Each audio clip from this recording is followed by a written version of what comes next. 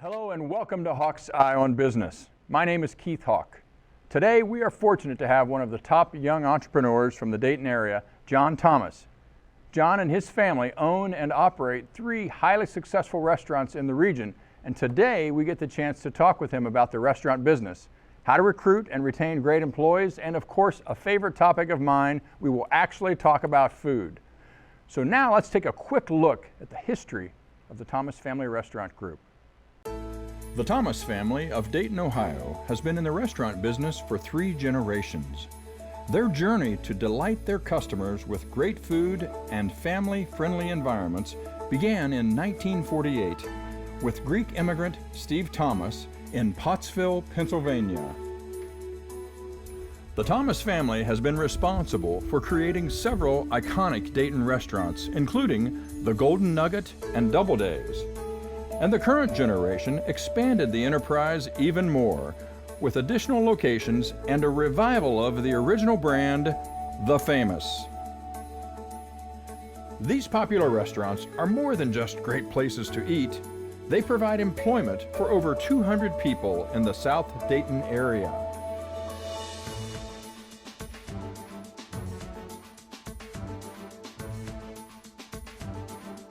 Each restaurant does a great job embedding itself in the community by featuring local town heroes and sports memorabilia.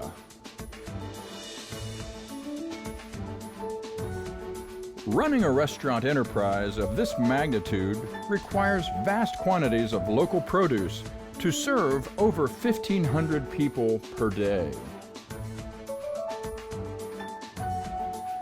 Steve Thomas would be proud to see just how far the Thomas Family Restaurant Group has come to continue to provide excellent service at a great price to the community. Today, we will talk with Jon Thomas, one of the 3rd generation of Thomas entrepreneurs.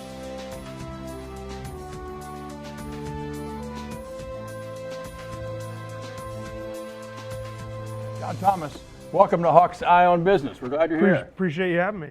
Delighted. There was a lot there in that video from the beginnings back in Pennsylvania, all the things that have happened to this point. Can you walk us through a little bit of where you guys are today in terms of the restaurants that you operate in the Dayton region? Okay, so currently my immediate family, being my brother, my sister, myself, and still some help from our parents, we own and operate DoubleDays in Centerville, a DoubleDays in Springboro, and most recently we opened a restaurant called The Famous on 48 in Spring Valley. My extended family, my aunts and my uncle, still own and operate the Golden Nugget Pancake House, which is probably most notable in the area. Old Dayton standby. Yes, it is. Yeah. And all of that was brought about after years of my grandparents being in the business. My grandfather, as an immigrant, came here to Pennsylvania, bought his first restaurant in 1948, was The Famous. He owned and operated that in Pottsville, Pennsylvania, sold it in the mid-50s and moved to Dayton. And after some successful and not successful ventures, ended up at the Golden Nugget Pancake House, and that got us to here. The rest literally becomes living history as it goes. Yes. Well, you guys have had a lot of success primarily, and we've heard of restaurants through time. Some of them work and some of them don't.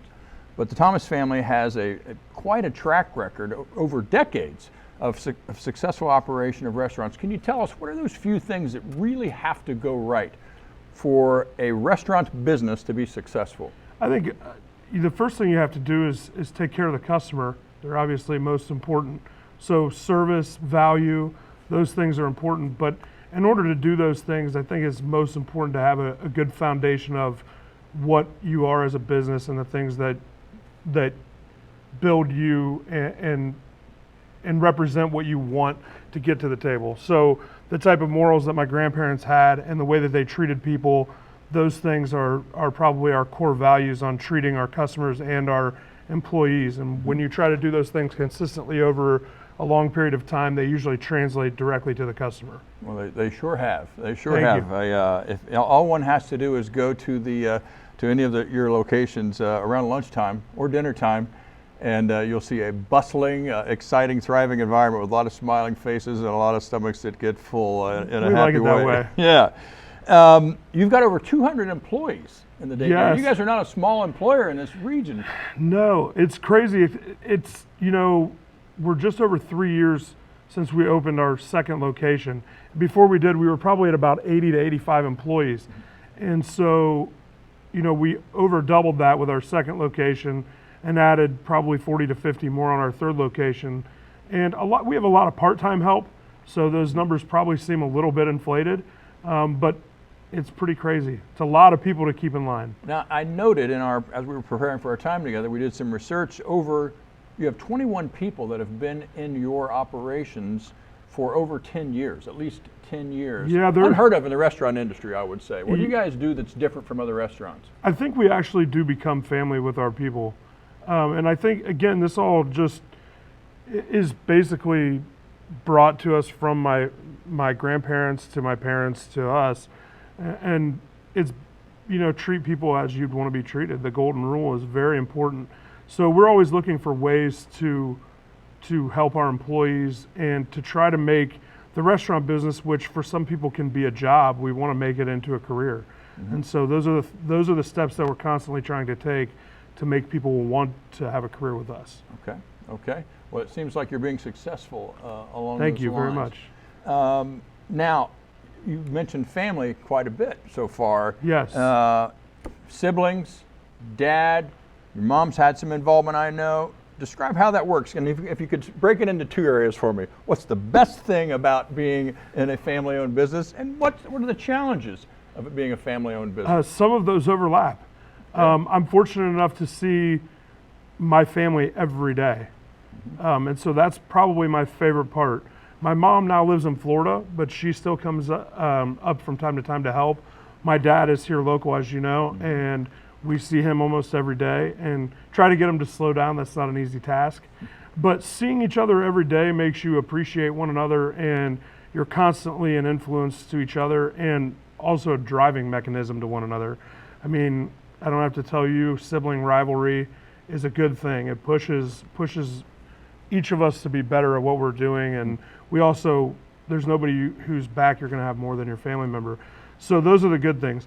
The tough parts are separation. Like, there's a lot of times when things may happen in your personal life and it's hard to separate them from your family. Sure. Because you're always together.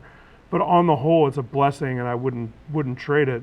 A lot of times people tell you to not go into business with friends or family, and I have found the exact opposite experience. As long as you're a good communicator, and so is the other person, and you have like-minded wants and needs, then we found great success with it and comfort. That's great. That's fantastic. And the idea of being able to see your dad virtually every day, let alone your siblings. That's the best part. That doesn't happen for most of us as we progress in our careers, and you've got the great chance to do that. We've mentioned employees a little bit already. I'm interested in the recruiting process and the hiring process. What characteristics, qualities, experiences do you look for when considering bringing someone into your organization? So now this process has changed quite a bit. As my brother used to do a majority of the hiring, that's been pushed a little bit towards one of our top people, Justin, and he does a lot of our hiring, and usually we're all looking for the same thing, and when we have discussions, it's all the same thing. Attitude is something that cannot be taught. You can teach somebody how to cook, but you can't teach them how to have a good outlook on life, and we are always looking at how that's going to affect the environment at all of our stores. So if you bring somebody on, what is their effect going to be to the mood? Because if everybody's in a good mood and they want to come to work, we can teach them to do anything. So environment, culture is a real thing. Huge thing. Not just in big corporations. Huge thing. And a lot of times you have people that come to you and all they want to do is tout their experience. experience is good and bad in our world.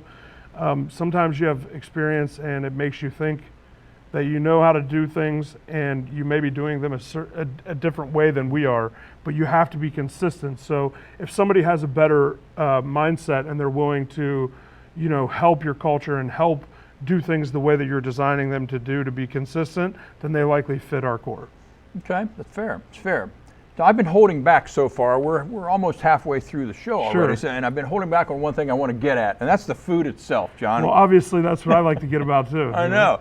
Anybody that goes into the any of the restaurant properties that John and his family own knows if John or Steve or Stephanie or Greg come out, it's pretty soon you're going to be talking about the food on the table or the food being envisioned, and your eyes always light up when you're thinking about new menu items. Your menu's stacked full of all sorts of various foods. It's not Chinese, Mexican, Italian. I mean, you guys have a bit of everything. Pretty close. How do you decide what gets on that menu? And I assume sometimes you got to take things off. How do you make those decisions? So I'm going to try to give you a shorter answer on this. Okay. But it's a long answer. There's a lot to it. So for Doubleday's menu, it was already in existence when we took over. And over the time, some of those menu items have been strong sellers, and so those are going to stay. And they may change a little bit over time based upon what niches are being hit on your menu. Okay. Maybe small changes like the bread on a sandwich may change or whatever. But on the whole, what you're doing is you're watching trends throughout the nation. And usually we are going to be a little bit closer to that middle line than say in LA or New York. So you want to watch where those trends are going with like kale and quinoa and all these other foods that you see. And you want to implement some of those, but you don't want to be so outlandish that you are driving someone away from trying it because they're not as daring. So a lot of research goes into what other places are doing, what other people are looking for, and then you go through and trial and error, and you work with a bunch of different recipes and find what works for most of the people, and then you give it a shot. If it sells, you put it on the menu. Sometimes you put it on the menu, it doesn't sell, and you've got to take it off. But what we have found is over the time, especially with Doubledays, the more vast your menu is, a lot of people say, cut your menu down, cut your menu down. With a vast menu, your likelihood of feeding somebody more than once a week goes up. Okay. Because you can eat something different. So that's one thing that we've learned. Now, the Famous is the first menu that we have built from scratch. Okay. And I think maybe in our family's history, because taking over all the other restaurants as existing, we have made changes and made the business run better. This is your first literally from scratch. From scratch restaurant. Okay. So with the Famous, what we wanted to do was we wanted to encompass some of the things that you may have thought about in a twisted way back in the 40s and 50s, and have some of that flair. But we wanted to be more of a gastro pub where a younger clientele could come in and maybe be a little bit more experimental with what they eat. So, we took a regular Philly, like a Philly beef sandwich as you would have in Philly, and we did it with our homemade pot roast that you would find in the 40s or 50s being cooked at home. So we do those types of things, and from there, we're going to expand that menu probably about 30 to 40% in the next menu that comes out in the next few months. Okay. Now that would seem to me to be a bit of a training challenge. You hire people to learn to cook. I'm sure you have some very experienced ones, but the bigger the menu, the more the training challenges. How does that person back there, or those people back there, know how to make all these items? It can't be just from memory. So we're a little different probably than a lot of places. A lot of places have a chef kitchen. I'm by no means a chef, and I'm most responsible for our food. So what we're trying to do is create really good quality food and put it into a systematic way that is easy to learn and easy to teach someone to duplicate over and over the same exact way. So we're very system oriented. We're not the type of place where you're going to come in and get a white tablecloth, 5-star meal, but we are a place that we like to think that we're going to give you a very high quality, good value, consistent meal regularly in a fast amount of time. So for us, it's just more of a matter of getting a recipe that works in our system. Okay, good enough. Now, this is a business show. Sure. And sales are talked about often. Marketing's talked about often. Let's go to sales for a second. Okay. Just if I could, what are the most popular items that driven by or measured by sales volume? And you don't have to name it in all the restaurants, but give me some of the ideas, the things that people in this community say, that's number one, that's number two, that's number three. So at Centerville DoubleDays, our chicken tender salad is easily the best selling item. We sold just with one salad. So when you think of pizza, pizza is one of our top selling items, but it's a whole, that's like burgers. There's like 6 burgers. So one particular item, our chicken tender salad, I think we sold over 13,000 in Centerville DoubleDays last year. That seems like a lot of salad. So that's our number one item. One type, okay. At all 3 stores, fish and chips sells ridiculously well. At all 3 stores. Okay. So that's probably our best. Big Friday item, yeah. It's a huge Friday item, yeah. Okay. Yeah, every cook walks in like, oh man, shaking their head on Friday. They know they're dropping a lot of fish into the fryer oil. Okay. But in Springboro, we see a lot of sandwiches there and probably a lot more salads on the whole there with a healthier, younger crowd. But on the whole, most stuff sells pretty consistently. Overall, pizzas are incredible. We sell over 100 pizzas per store per day with the 2 DoubleDays. So that's quite a few. Well, I notice you have made it a specific business strategy or tactic to have almost a separate pizza / carryout business affiliated with at least 2 of your 3 stores. Yeah, so this is actually pretty interesting. This was before my brother, my sister, and I had any ownership. And I remember my dad coming home and he had been making pizzas in a convection oven on Friday nights at DoubleDays by himself. And he sold, I think it was like 62 or 64 in one Friday night.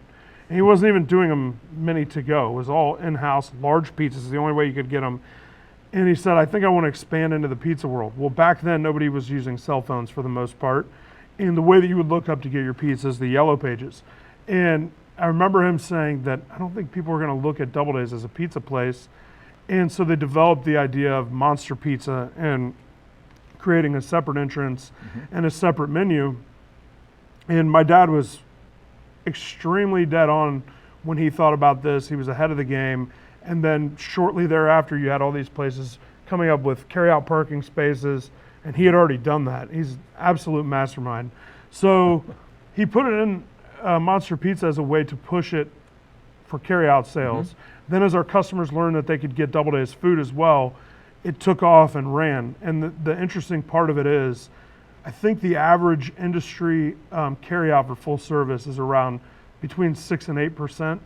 And at Centerville DoubleDays, we're over 25% of our sales. So of total revenue, the carry-out is over 25%.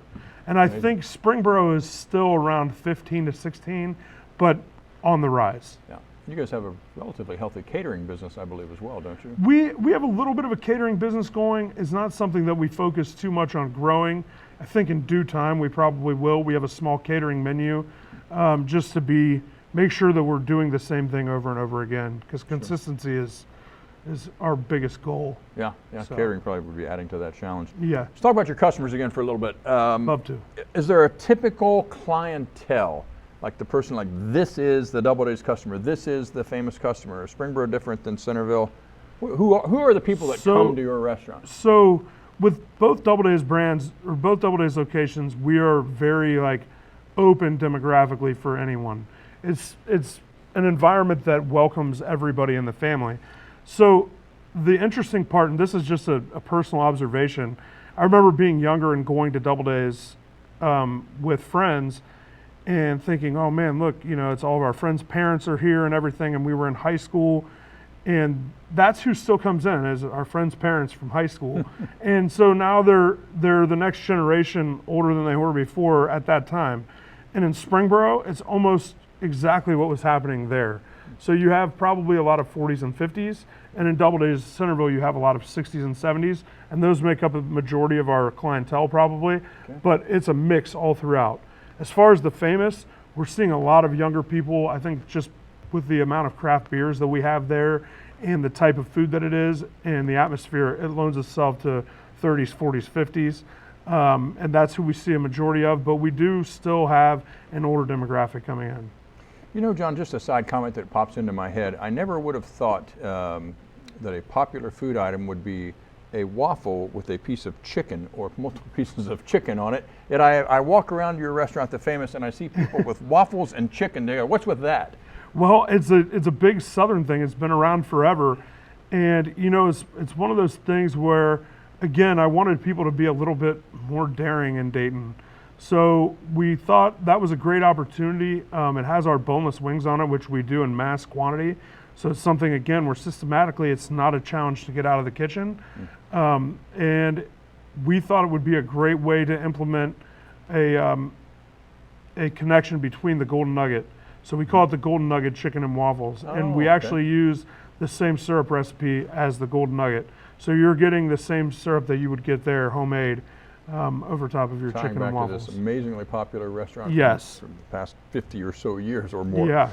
I've always had the sense that you guys don't have to do a lot of, quote, marketing, but I assume that you do. What are the marketing elements that surround all the good work that you guys do? So I lost my grandfather at 13, and I can still remember him over the years saying a lot of times that the best form of advertising is word of mouth.